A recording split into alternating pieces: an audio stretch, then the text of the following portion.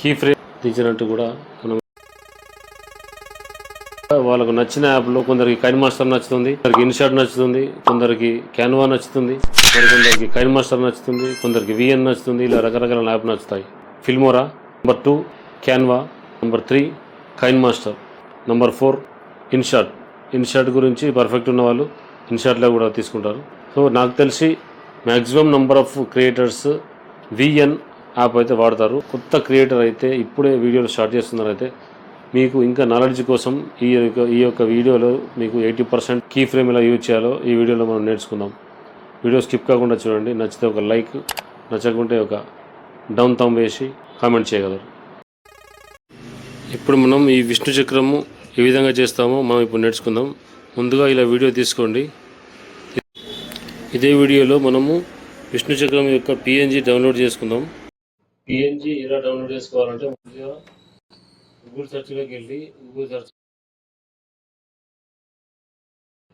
అని టైప్ చేయండి. విష్ణు చక్రం అని టైప్ చేస్తే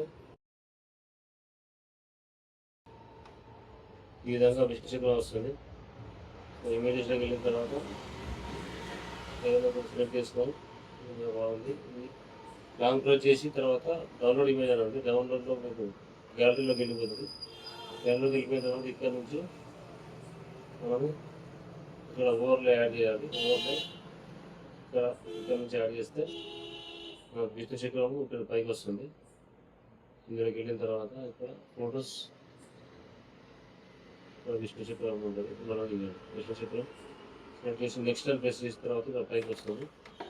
సో దీన్ని మళ్ళీ మనం ఏం చేద్దాము, విష్ణు చక్రాన్ని ఇక్కడ లెఫ్ట్ సైడ్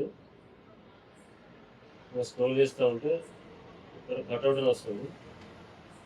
ఇక్కడ కట్అవుట్ అని వస్తుంది. కట్అవుట్ ఈ కట్అవుట్ పైన క్లిక్ చేస్తే ఆటోమేటిక్గా మనకు బ్యాక్గ్రౌండ్ రిమూవ్ అయిపోతుంది. అప్పుడు పిఎన్జీ స్టైల్లో మనకు యాడ్ అయిపోతుంది. ఇప్పుడు మనకు పిఎన్జీ యాడ్ అయిపోయింది. డన్ అని ప్రెస్ చేయండి. డన్ అని ప్రెస్ చేసిన తర్వాత దీన్ని కరెక్ట్ ఈ వేలు మధ్యలో ఉండేటట్టు చెక్ చేసుకోండి. వేలు మధ్యలో ఇన్సర్ట్ అయిన తర్వాత ఇప్పుడు మనం కీ ఫ్రేమ్ యాడ్ చేద్దాం. ఇప్పుడు కీ ఫ్రేమ్ ఎక్కడ ఉందంటే ఇక్కడ ఉంటుంది కీ ఫ్రేమ్. ఇది కీ ఫ్రేమ్.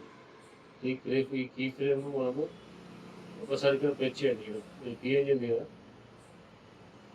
ఈ పిఎన్జీ ఇక్కడ జరిగింది కాబట్టి ఇక్కడ కింద చేద్దాం. ఇక్కడ నుంచి కీ ఫ్రేమ్ ఒకసారి ప్రెస్ చేద్దాం. చూడండి ఇక్కడ కీ ఫ్రేమ్ ఒకసారి ప్రెస్ చేసి వస్తే ఇక్కడ బ్యాక్ సైడ్ మీకు కీ ఫ్రేమ్ ఆడైంది కనబడుతుంది కదా. ఈ ఏరియాలో కీ ఫ్రేమ్ ఆడైంది. ఇక్కడ నుంచి మనకు ఎంతవరకు మనము ఇది రొటేట్ కావాలో అంతవరకు జరుపుకోవాలి. ఇది సపోజ్ ఇక్కడ వరకు కావాలి. ఇక్కడ నుంచి ఆగిన తర్వాత మళ్ళీ మనం పిఎన్జీ మీద ప్రెస్ చేసి దీన్ని రొటేట్ చేయాలి. రొటేట్ ఇక్కడ చేయాలంటే ఇక్కడ ఉంటుంది. ఈ ప్లేస్లో కూడా మనం రొటేట్ చేద్దాం.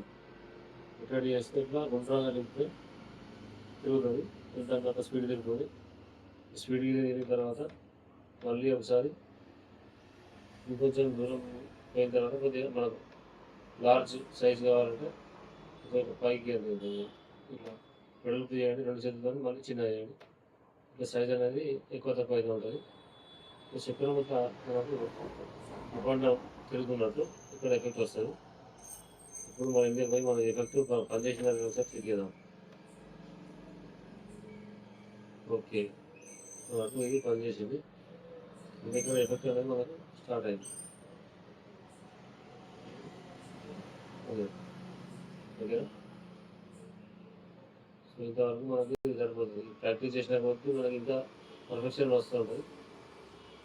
ఓకే, ఇక్కడ వరకు ప్రొటెక్ట్. సో ఈ విధంగా ఒక క్రికెట్ బాల్ను కూడా మనం ఈ విధంగా కీ ఫ్రేమ్ ఎఫెక్ట్ ద్వారా మనం ఈ బాల్ను ఈ విధంగా ఇట్లా మూవ్ చేయొచ్చు. Left to right, right to left. తర్వాత ఈ విధంగా కూడా ఒక పెద్ద బండను కూడా ఇలా మోస్తున్నట్టు చూపించి బండను మోస్తున్నట్టు అలాగే ఇలా పక్కన దించినట్టు కూడా మనం ఇలా చూపించవచ్చు.